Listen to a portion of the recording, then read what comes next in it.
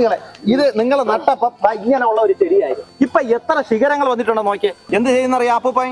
25-30 ദിവസം കഴിഞ്ഞപ്പോ അപ്പൂപ്പൻ ഈ മണ്ട അങ്ങ് നുള്ളിക്കളഞ്ഞു. അപ്പൂപ്പനായിട്ട് ഇഷ്ടപ്പെട്ട കൃഷി ഏതാണ്? അപ്പൂപ്പന് ഏറ്റവും ഇഷ്ടപ്പെട്ട കൃഷി നമുക്ക് നൽകാനുള്ള ഒരു ഉപദേശം പറയാം. നമുക്ക് നൽകാനുള്ള ഉപദേശം എന്നാണ് പറയുന്നത്. പാടശേഖരങ്ങളിൽ മണ്ണിടുമ്പോ നിങ്ങൾ വന്ന് മാമൻ അപ്പൂപ്പന്റെ കൂടെ നിന്ന് പ്രതികരിക്കണം. കൃഷി ചെയ്യുന്ന വിളവ് പൂക്കളൊക്കെ എന്ത് ചെയ്യും? പൂക്കളൊക്കെ എല്ലാവർക്കും നമ്മ മക്കളെ പോലുള്ള പേരക്കുട്ടികളൊക്കെ വന്ന് കൃഷിയിടം സന്ദർശിക്കും. അതാണ് മാമന്റെ ഒരു സന്തോഷം. അപ്പൂപ്പന് എല്ലാ ദിവസവും രാവിലെ എത്ര മണിക്കാണ് എണീക്കുക? അപ്പൂപ്പൻ 4 മണിക്ക് ഉറക്കമായിരിക്കും. പേരക്കുട്ടികളെ നിങ്ങൾ വിഷ പച്ചക്കറി എന്ന് പറയണ ഇതായിരിക്കും 100%. ഇപ്പൊ ഞാൻ പോയി തിരിഞ്ഞെടുത്തതല്ല.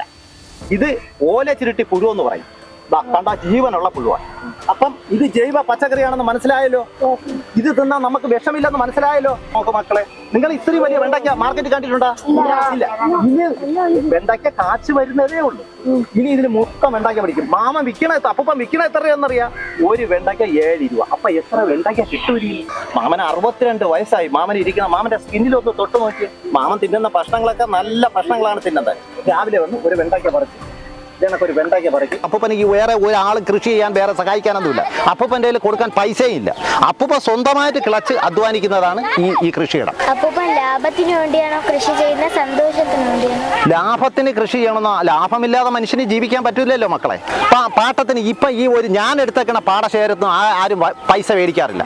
അത് എന്തുകൊണ്ടാണെന്ന് വെച്ചാൽ ഈ പൂ ഇത്രയും വലുതാവാനുള്ള ഒരു കാരണം, നമ്മൾ വിത്ത് ഉപയോഗിക്കുമ്പോൾ നമ്മളെല്ലാവരും കൃഷി ചെയ്യണം. മണ്ണിൽ കൃഷി ചെയ്ത് അടുത്ത ഒരു തലമുറയ്ക്ക് നമുക്ക് എന്ത് കൊടുക്കാൻ പറ്റും? നമ്മൾ അപ്പൂപ്പന്മാർ ഉണ്ടായിരുന്ന കൃഷിയിടമാണല്ലേ ഇത്. ഇപ്പം അപ്പൂപ്പന്റെ കാലം വന്നപ്പോൾ എന്ത് ചെയ്ത്? കുറെ മണ്ണിട്ട് നശിപ്പിച്ചു കളഞ്ഞു. ഇനി മക്കളെയൊക്കെ വലിയ സമയം വരുമ്പം ഈ കൃഷിയിടം കാണത്തില്ല.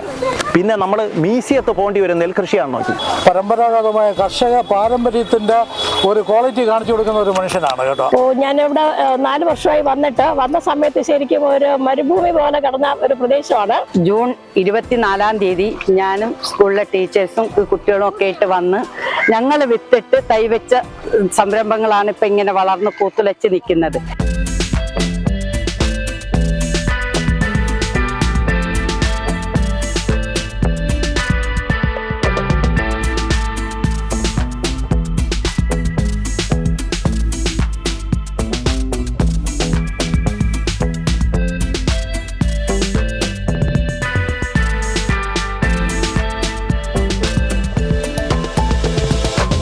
നമ്മുടെ പാടശേഖരത്ത് പുത്തൻതോപ്പ് ഗവൺമെൻറ് ഹൈസ്കൂളിലെ കുട്ടികളാണ് ഈ ചെടികൾ നട്ടത്.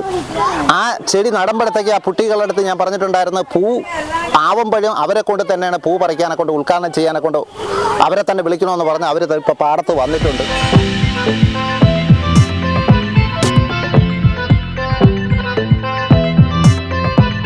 ഈ ചെടി അവരാണ് ഇത് നട്ടത്. ഇത് ഞാൻ നട്ടതല്ല. ഇത് ഞാൻ കൊടുത്തു, സാധനം തൈ കൊടുത്തു, അവര് നട്ടപ്പോൾ അവരുടെ അടുത്ത് ഞാൻ പറഞ്ഞിട്ടുണ്ടായിരുന്നു, ഈ അപ്പൂപ്പനെ ഇത് കൃഷി ചെയ്യും, ഇതിന്റെ വിളവെടുപ്പ് നിങ്ങൾ തന്നെ വന്ന് കാണണം. മക്കളെ, പേരക്കുട്ടികളെ, ഇത് നിങ്ങൾ നട്ടപ്പം ഇങ്ങനെയുള്ള ഒരു ചെടിയായിരുന്നു ആണല്ലേ?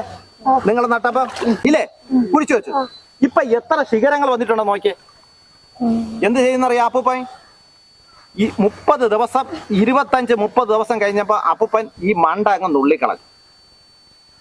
നുള്ളിയപ്പോ എന്ത് പറ്റൂ? ഇതിന്ന് ശിഖരങ്ങള് ശരിക്ക് വന്നാണ് ഇത്രയും പൂവായത്. ഇനി കംപ്ലീറ്റ് പൂ വിരിഞ്ഞിട്ടില്ല, വിരിയാൻ കിടക്കണതേ ഉള്ളതാ. പേരക്കുട്ടികളെ നോക്കൂ, ഇതിന് എത്രയേ വിരിയാൻ കിടക്കണം. ഇത് ചിങ്ങം നമുക്ക് ഓണം ആവുമ്പോ ഇത് മൊത്തം വിരിഞ്ഞു വരും. നല്ല ഭംഗിയല്ലേ?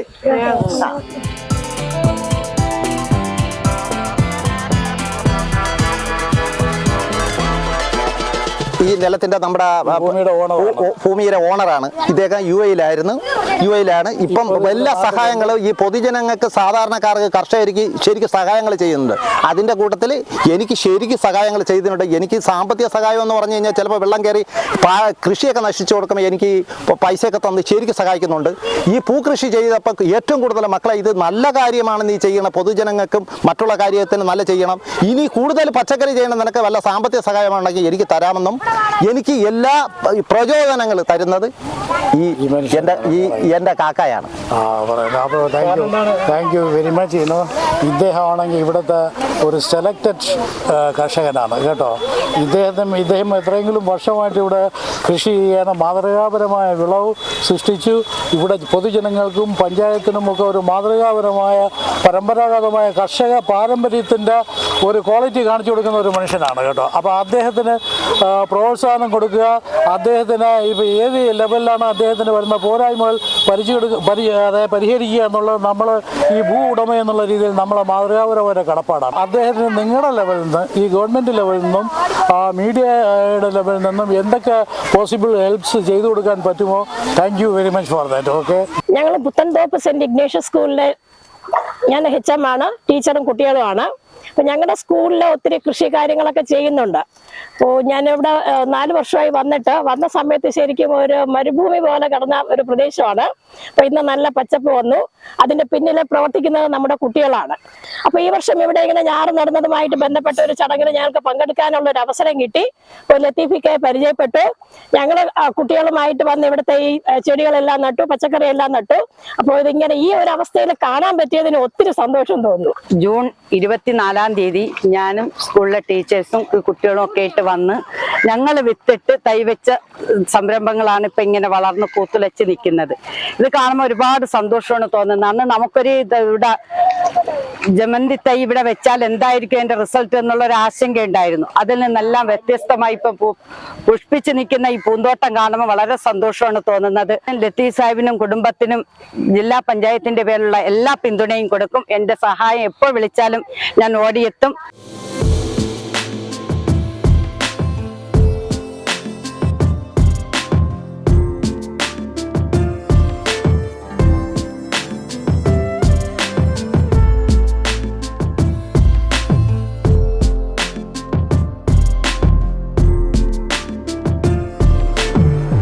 തുടങ്ങിയിട്ട് എത്ര വർഷമായി? മാമൻ ഒരു 10 വയസ്സിൽ കൃഷി തുടങ്ങിയതാണ്. 10 വയസ്സിൽ നമ്മുടെ എന്റെ വീടിന്റെ സമീപത്ത് ഒരു അപ്പൂപ്പന്റെ കൂടെ നിന്ന് കൃഷി പഠിച്ചത് ആ കുടുംബത്തായിരുന്നു. എന്തുകൊണ്ടാണ് കൃഷി ഇവിടെ കൊണ്ടുവന്നത്? ഇവിടെ കൃഷി കൊണ്ടുവരാനുള്ള ഒരു കാരണം തമിഴ്നാട്ടിലെ വിഷ പച്ചക്കറികൾ വരുന്നുണ്ട്. അതിന് പ്രതികരിക്കാനാണ് ഞാൻ ഈ കൃഷിയിലോട്ട് വന്നത് തന്നെ. നിങ്ങളെപ്പോലെ കൊച്ചു മക്കൾക്ക് വേണ്ടി നല്ല ഫുഡ് കൊടുക്കണമെന്ന് ഈ അപ്പൂപ്പന് തോന്നി. അതുകൊണ്ട് മാമ ഈ കൃഷി തുടർന്നത്. അപ്പൂപ്പനായിട്ട് ഇഷ്ടപ്പെട്ട കൃഷി ഏതാണ്? അപ്പൂപ്പന് ഏറ്റവും ഇഷ്ടപ്പെട്ട കൃഷി നെൽകൃഷിയാണ്. നെൽകൃഷിയൊക്കെ ഇവിടെ നശിച്ചു പോയി. കുറച്ച് സാമൂഹിക പ്രവർത്തകർ ഇവിടെ വന്ന് മിനാമികൾ വന്ന് വസ്തുക്കൾ മാറ്റി അവരുടെ കയ്യിലായിപ്പോയി. എല്ലാവരും ഇല്ല, കുറച്ച് 80% ആയിപ്പോയി. ഇവിടെ ഒരു രാത്രി കൊണ്ട് മണ്ണിട്ട് നോത്താനെ കൊണ്ട് ഇരിക്കുന്ന ആൾക്കാർ ഇവിടെ ഉണ്ട്. നമുക്ക് നൽകാനുള്ള ഒരു ഉപദേശം പറയാം. നമുക്ക് നൽകാനുള്ള ഉപദേശം എന്നാണ് പറഞ്ഞത്. നിങ്ങൾക്ക് നൽകാനുള്ള ഉപദേശം എന്ന് പറഞ്ഞാൽ പാടശേഖരങ്ങളിൽ മണ്ണിടുമ്പോൾ നിങ്ങൾ വന്ന് മാമൻ അപ്പൂപ്പന്റെ കൂടെ നിന്ന് പ്രതികരിക്കണം. പ്രതികരിക്കാൻ തയ്യാറാണോ? നിങ്ങളാ വിളിക്കുന്നേ. കൃഷി ചെയ്യുന്ന വിളവ് പൂക്കളൊക്കെ എന്ത് ചെയ്യും? പൂക്കളൊക്കെ എല്ലാവർക്കും നമ്മ മക്കളെ പോലുള്ള പേരക്കുട്ടികളൊക്കെ വന്ന് കൃഷിയിടം സന്ദർശിക്കും. അതാണ് മാമന്റെ ഒരു സന്തോഷം. പച്ചക്കറി വിപണിയിൽ നിങ്ങളെ പോലുള്ളവർക്ക് എല്ലാവർക്കും വീട്ടുകളിൽ കൊണ്ടുവന്ന് ഇവിടെ വന്ന് സമീപത്തൊന്ന് മേടിക്കുന്നത്. എന്തൊക്കെ കൃഷികളുണ്ട് മാമന്? കൃഷികൾ നെല്ലുണ്ട്, മരിച്ചീനിയുണ്ട്. മരിച്ചീനി ഇപ്പൊ കുറച്ചേ ചെയ്യുന്നുള്ളൂ. കൂടുതൽ തമിഴ്നാട്ടിലെ വിഷ പച്ചക്കറി വരുന്നുണ്ട്. മരിച്ചീനി കുറച്ചു. 4 ഏക്കർ കൃഷി മാമനുണ്ട്. ഇത് ഫാമില് ആരും ജോലിക്കാർ ആരും ഇല്ല. മാമി 2018 കൃഷി അവാർഡ് മേടിച്ചതാണ്. എൻ്റെ മോള് ടീച്ചറാണ്. ഈ അപ്പൂപ്പന്റെ കൂടെ കൂടുതൽ സമയവും മാമിയും എൻ്റെ മോളും ഉണ്ട് കൃഷിക്ക് കൂടെ. അപ്പൂപ്പന് എല്ലാ ദിവസവും രാവിലെ എത്ര മണിക്കാണ്? അപ്പൂപ്പൻ 4 മണിക്ക് ഉറക്കഴിക്കും. ഉറക്കഴിച്ച് അപ്പൂപ്പന് ആടുണ്ട്, പോത്തുണ്ട്, മറ്റുള്ള ജീവപ്രാണികളൊക്കെ ഉണ്ട്, മൃഗങ്ങളുണ്ട്. അവരെയൊക്കെ അവത്ത് പാടത്ത് കൊണ്ട് കെട്ടിയിട്ട് അപ്പൂപ്പ ഒരു 5-5:30 മണിയാവും മുമ്പ് പാടത്ത് വരും. പാടത്ത് വന്ന് ഒരു 9 മണിയാകുമ്പോൾ അപ്പൂപ്പൻ തിരിച്ച് കയറിപ്പോയി വല്ല പഴിഞ്ഞോ വല്ല കഴിക്കുന്ന അപ്പൂപ്പൻ കഴിക്കുന്ന കൂടുതലും നമ്മളെ നാടൻ ഭക്ഷണങ്ങളാണ് കൂടുതൽ കഴിക്കുന്നത്. അപ്പൂപ്പന് ഏറ്റവും കൂടുതൽ ഇഷ്ടമാണെന്ന് പറഞ്ഞാൽ മീനും കിഴങ്ങുമാണ്.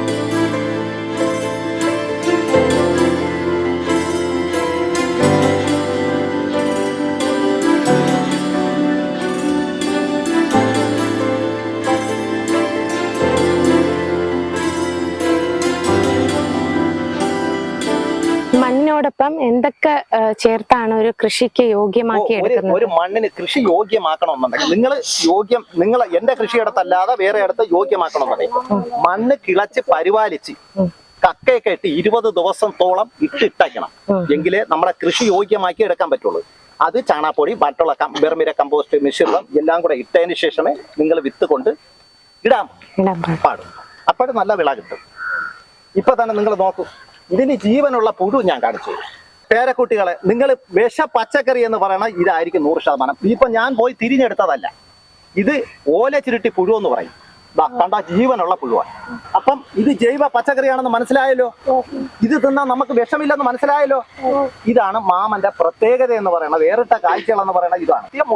മുട്ടയിട്ട് ഇത് കുഞ്ഞുങ്ങൾ ഇത് അത്രയും കുറച്ച് ദിവസം കൂടെ കഴിയുമ്പോൾ പ്രാണികളാണ്. എന്നിട്ട് ഈ ഇലകളെല്ലാം ചിരട്ടി മണ്ടയിൽ പോകും. അപ്പൊ നമ്മൾ എന്ത് ചെയ്യണമെന്ന് പറഞ്ഞാൽ ഈ ഓല ചുരുട്ടി പുഴുവിനെ നമ്മൾ പനാമറോ എക്കാലക്സോ ഒന്നും അടിക്കേണ്ട കാര്യമില്ല. നമുക്ക് ക്യാൻസറുകളുള്ള മാരകമായ രോഗങ്ങളുണ്ടാവും. അതിന് നമ്മൾ എന്ത് ചെയ്യുമെന്നറിയാം? ഓല ചുരുട്ടി പുഴു വരുമ്പോൾ രാവിലെ വന്നിട്ട് ഉള്ളി വെള്ളത്തിൽ കളയും, അല്ലെങ്കിൽ കൊണ്ടുപോകും. ഇത്രേ ഉള്ളൂ. ഇതിനകത്ത് ഒന്നും ചെയ്യാനില്ല. നിങ്ങൾക്ക് ഒരേ ഒരുത്തരിക്കും വെണ്ടയ്ക്ക നിൽക്കുന്ന നോക്ക് മക്കളെ. നിങ്ങൾ ഇത്തിരി വലിയ വെണ്ടയ്ക്ക മാർക്കറ്റിൽ കണ്ടിട്ടുണ്ടോ? ഇല്ല. ഇനി വെണ്ടയ്ക്ക കാച്ചു വരുന്നതേ ഉള്ളൂ. ഇനി കാറ്റ് വരുന്നതേ ഉള്ളൂ. ഇനി കാറ്റിന് ശേഷം നിങ്ങൾ മൊത്തം വരുമ്പോൾ നിങ്ങൾ ഒന്ന് നോക്കാം, അങ്ങോട്ട് പോയി നോക്കാം. ചിലതിലൊക്കെ ഒരു 6 കാച്ചിട്ടുണ്ടാവും. ഇനി ഇതിന് മൊത്തം വെണ്ടയ്ക്ക പിടിക്കും. മാമ വിൽക്കണ അപ്പം വിൽക്കണ എത്രയാണെന്നറിയാം? ഒരു വെണ്ടയ്ക്ക 7 രൂപ. അപ്പൊ എത്ര വെണ്ടയ്ക്ക കിട്ടും? എത്ര വെണ്ടയ്ക്ക കിട്ടുമെന്ന് നോക്കിയാൽ തമിഴ്നാട്ടിൽ നിന്ന് 1 കിലോ വെണ്ടയ്ക്ക മാറ്റുമ്പോൾ 30-40 രൂപ. ഇത് മാമ വിൽക്കണ എത്രയെന്നറിയാം? 160 രൂപ 1 കിലോ. ഇത് അത്രയ്ക്കും വിറ്റാമിൻ ഉണ്ട്, വിഷമില്ല, ക്യാൻസർ വരൂല, തൈറോയ്ഡ് വരൂല, ഇതൊന്നും വരത്തില്ല. മാമന് 62 വയസ്സായി. മാമന് ഇരിക്കണം. മാമന്റെ സ്കിന്നിലൊന്ന് തൊട്ട് നോക്കിയേ. ഉറപ്പാണോ? നല്ല ഉറപ്പ്. 62 വയസ്സായി. ഒന്ന് ആലോചിച്ച് നോക്കിയേ. മാമൻ തിന്നുന്ന ഭക്ഷണങ്ങളൊക്കെ നല്ല ഭക്ഷണങ്ങളാണ് തിന്നുന്നത്. രാവിലെ വന്ന് ഒരു വെണ്ടയ്ക്ക പറിച്ച് ഇതിനൊക്കെ ഒരു വെണ്ടയ്ക്ക പറിക്കും, മാമൻ പറിക്കും. നിങ്ങൾ എല്ലാവരും തിന്നു നോക്കി. ഈ വെണ്ടയ്ക്കൽ കണ്ട പിഞ്ച് വെണ്ടയ്ക്കയാണ്. തിന്നു നോക്കി, എത്രയാണ് ടേസ്റ്റ് ഉണ്ടെന്ന് നോക്കി. ഭയങ്കര ടേസ്റ്റ് അല്ലേ? മക്കൾക്കും തരും, മക്കൾക്കും തരും.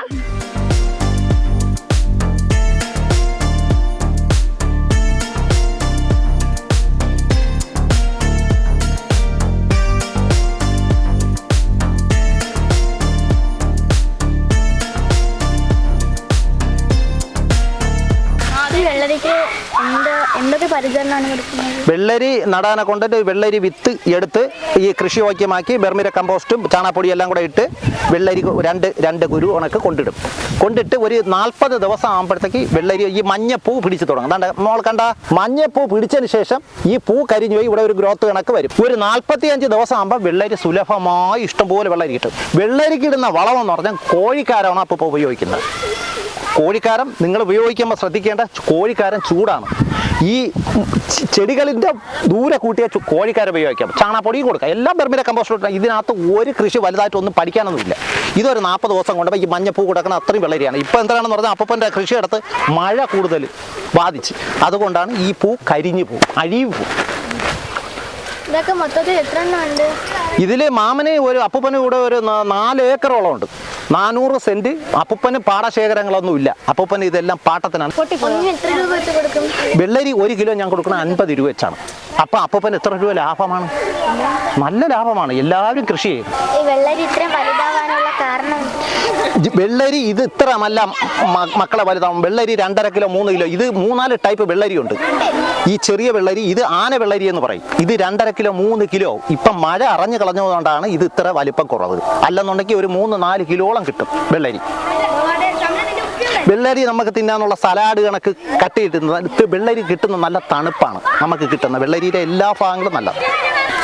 ഇത്ര കൃഷി മാത്രമേ ഇവിടെ നടത്തുന്നു. ഈ ഇത്ര കൃഷി ഉള്ളതോ? മാമന് 4 ഏക്കർ കൃഷിയുണ്ട്. മാമന്റെ കഴിവിന്റെ പരമാവധി. ഇതിൽ മാമന് വേറെ അപ്പൂപ്പനിക്ക് വേറെ ഒരാൾ കൃഷി ചെയ്യാൻ വേറെ സഹായിക്കാനൊന്നുമില്ല. അപ്പൂപ്പൻ്റെ കയ്യിൽ കൊടുക്കാൻ പൈസയും ഇല്ല. അപ്പൂപ്പ സ്വന്തമായിട്ട് കിളച്ച് അധ്വാനിക്കുന്നതാണ് ഈ കൃഷിയിടം. അപ്പൂപ്പന് എല്ലാത്തരം കൃഷിയുണ്ട്. നെൽകൃഷിയുണ്ട്. നെൽകൃഷി സമീപത്ത് ചെയ്തിട്ടുണ്ട്. വെണ്ടയ്ക്ക ഉണ്ട്, പയറുണ്ട്, പാവലുണ്ട്, കീര ഉണ്ട്, മീൻ വളർത്തൽ വരെ അപ്പൂപ്പനുണ്ട്.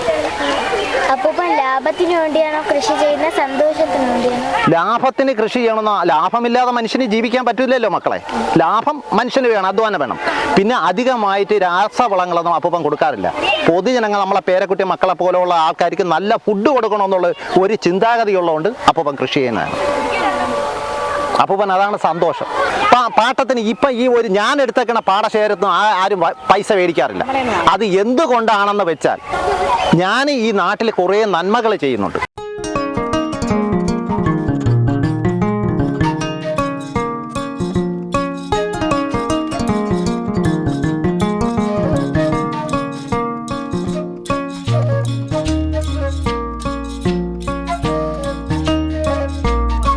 വീട്ടിൽ വന്ന ആൾക്കാർ നല്ല ജൈവ പച്ചക്കറി ഒരു പ്രാവശ്യം മാച്ച് കഴിച്ചവർ അപ്പൂപ്പനെ തേടി വരും.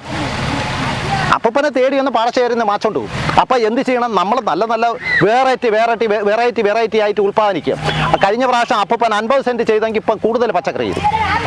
ഇപ്പോൾ ഓണത്തിന് ഇവിടെ ഏറ്റവും കൂടുതൽ ഇപ്പം ചെയ്തേക്കുന്ന കടനംകുളം പഞ്ചായത്തിൽ തന്നെയാണ് അപ്പൂപ്പനാണ്. അപ്പൂപ്പനെ ആദരിച്ചിട്ടില്ല ഇതുവരെയ്ക്കും. കർഷകത്തിൽ ആദരിച്ചിട്ടില്ല. മികച്ച കർഷകൻ 23 വാർഡിലെ മികച്ച കർഷകന്റെ അവാർഡ് കിട്ടിയാണ് അപ്പൂപ്പൻ. അപ്പൂപ്പ ഇവിടെ മൊത്തം എത്ര തരം കൃഷികൾ ചെയ്യുന്നുണ്ട്? ഇവിടെ ആരും കൃഷി ചെയ്യാറില്ല.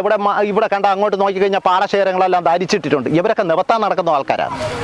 ഇവർ കൃഷി ചെയ്യാനെ കൊണ്ടല്ല ഈ പാടശേഖരങ്ങൾ ചെയ്താൽ മരിച്ചീനി കമ്പ് വിട്ട് നിലങ്ങളെല്ലാം നശിപ്പിച്ച് മണ്ണിട്ട് കൊടുത്ത് റിയൽ എസ്റ്റേറ്റ്. ഇവിടെ റിയൽ എസ്റ്റേറ്റ് അപ്പൂപ്പനെ പഠിച്ച അപ്പൂപ്പൻ തണ്ണീർത്തടം പദ്ധതിയിലെ കഠിനക്കുളം പഞ്ചായത്തിലെ ഒരു കർഷകനാണ്. ഈ മയിലൊക്കെ മണ്ണടമ്പ പോലീസുകാർ വെച്ച് പിടിപ്പിക്കുന്നില്ലേ?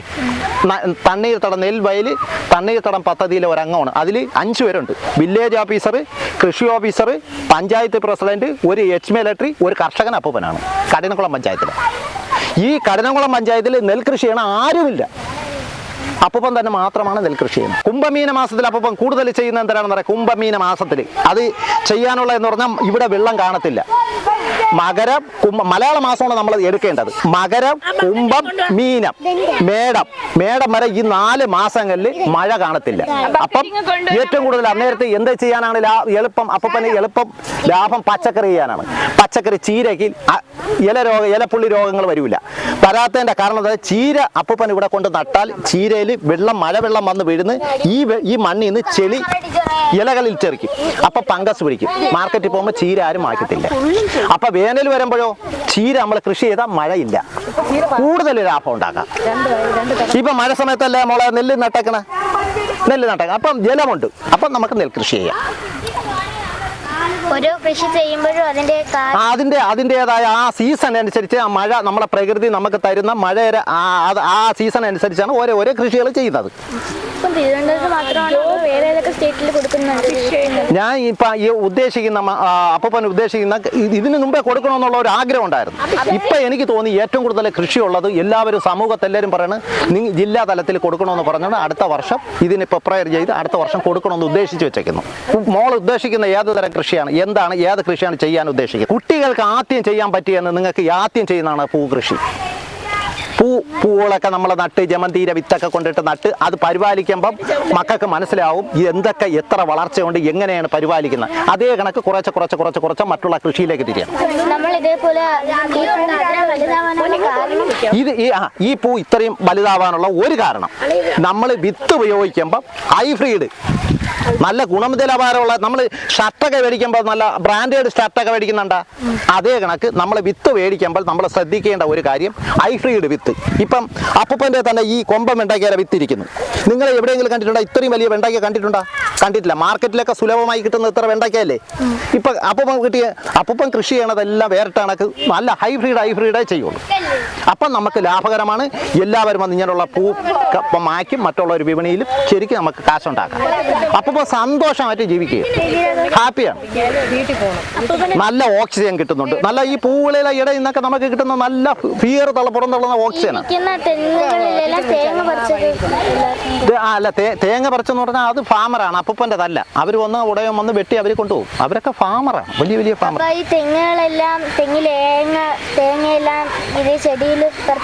ചെടിയിലൊക്കെ വീഴുന്ന കുറച്ചൊക്കെ നശിച്ചു പോകും. അത് നമ്മൾ ഒന്നഴുകുമ്പോൾ മറ്റൊന്ന് വളമാവൂലേ.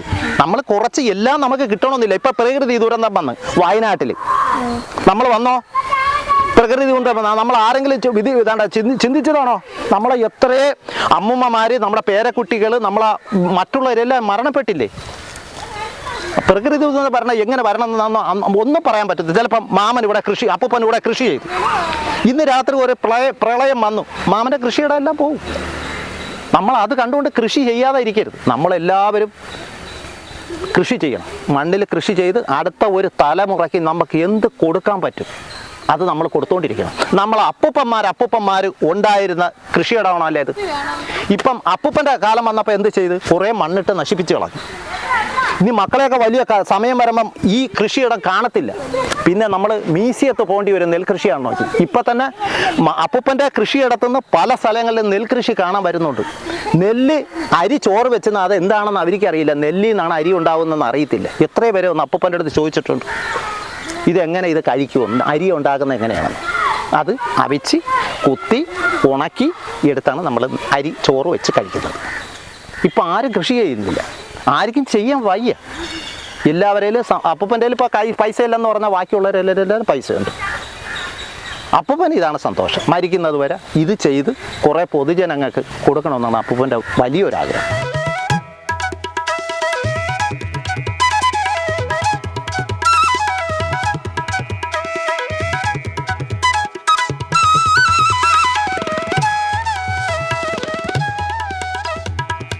ഞാൻ ആദ്യം ഇവിടെ വന്നപ്പോൾ കുറച്ച് മീനുകളും പച്ചക്കറികളും നല്ല പൂക്കളും എല്ലാം ഉണ്ടായിരുന്നു. ഇതൊക്കെ കാണാൻ പറ്റിയതിലും അപ്പൂപ്പൻ കഷ്ടപ്പെടുന്നത് കാണാൻ പറ്റിയതിലും വീട്ടിൽ പോയിട്ട് അച്ഛനോടും അമ്മയോടും അപ്പൂപ്പൻ ചെയ്യണ പോലെ രാസവളം ഉപയോഗിക്കാതെ കൃഷി ചെയ്യണമെന്നും ഞാൻ പറയും.